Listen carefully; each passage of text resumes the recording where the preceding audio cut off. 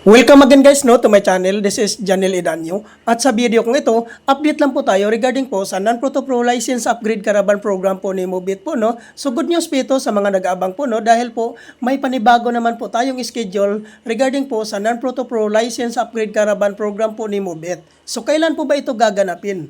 Gaganapin po ito guys sa February 1, 2025 po. Araw po ito ng Sabado. So sa mga nag-aabang po dyan, wag nyo na po itong palalagpasin po dahil po bihira lang po tayo magkakaroon po ng schedule regarding po sa Non-Proto Pro License Upgrade Caravan.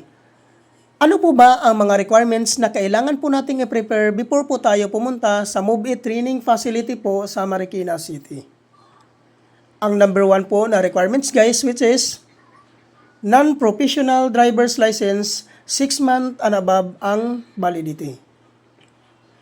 Number 2, 1,000 license down payment. Number 3, 2019 and above motorcycle year model. Number 4, motorcycle ORCR. Number 5, NBI clearance. Number 6, no LTO violation.